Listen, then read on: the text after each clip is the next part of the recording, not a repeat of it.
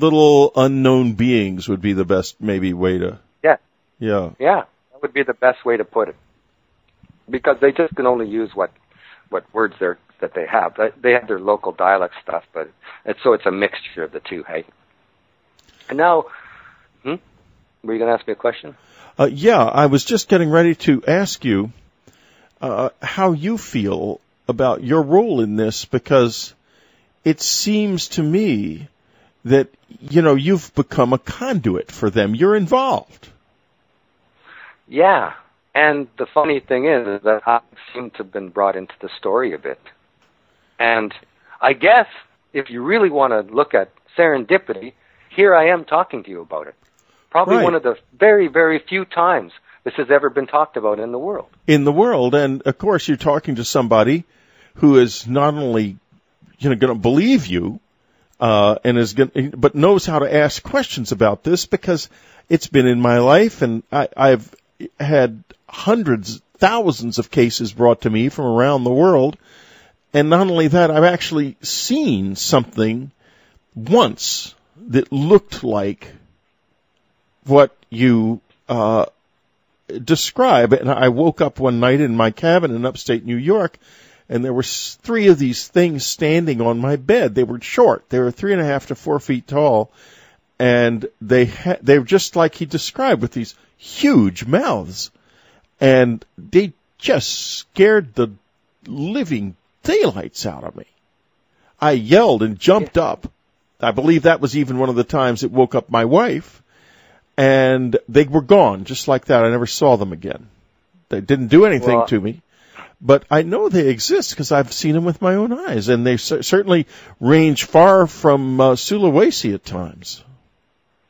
Well, yes, and it's a bit of a personal story with me too, because well, tell a story. I've been interested in the paranormal. I've been searching pretty much most of my life on the edge to find answers about things that I experienced since I've been since I've been a child, like 3 years old. I have memories of fighting this little being that was trying to take my brother. And I fought this thing night after night after night after night till finally my mother listened to me, and we moved out of the house, and then it stopped. So what do you think? This was back in the United States, at home when you were a child? No, this was back in Canada, in Regina, in Saskatoon, where I was born. Oh, I see. I thought you were born in the U.S. I misunderstood you. No, I was born in Canada. So what did you think would have happened had it taken her? Taken my brother? Yeah. I don't know. I mean, it didn't look him. It didn't look like it had very. I don't know. It looked like it was trying. I think back about it, and I try to figure it out. My brother is extremely intelligent, and I noticed that a lot of times these things look for intelligence. They're very drawn to people with high IQs, and they're above average intelligence. And my brother he's one of those eccentric geniuses. And this thing wanted him very badly just for that reason. I always got that feeling about it, hey. So I've always been very protective of him.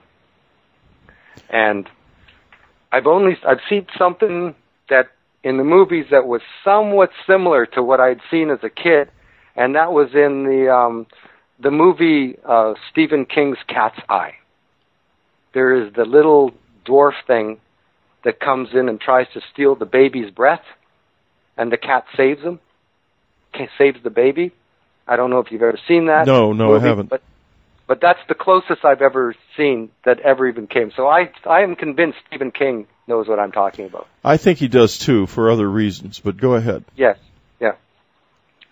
So that's another story. So I've been drawn into this for a long time, searching for answers to things. I'm open-minded to this stuff. So you asked, No, go ahead. So you asked me how I'm involved in this, and I think I've actually become involved in this as being sort of the messenger to bring this story. They have actually used me as a messenger, I think. And I think you've made a very good beginning at telling this message, too, because this has been an extraordinary experience for me, and I'm sure for my listeners as well.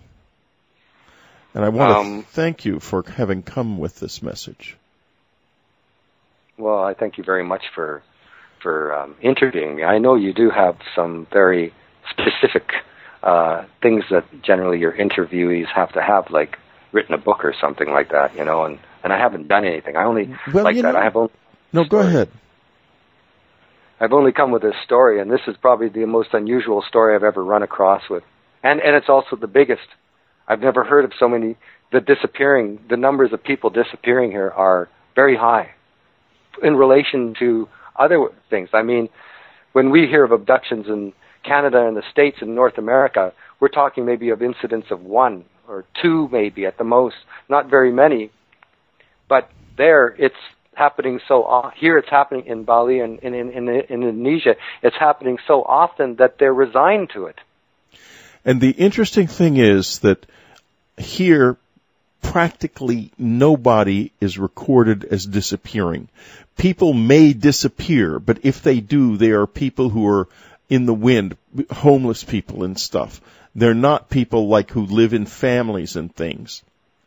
If that was happening, I would know, but there it's different, apparently.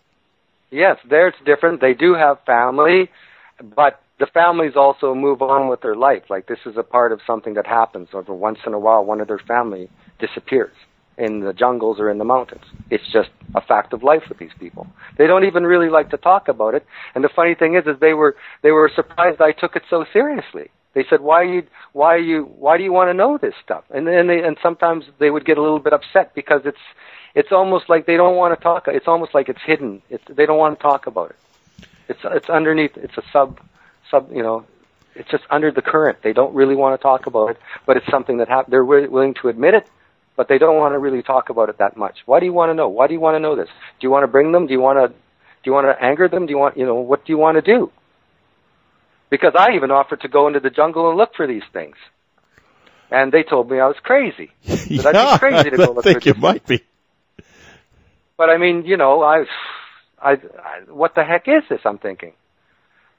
So it's not going to stop. And whatever it is, it's been harvesting people for a long time.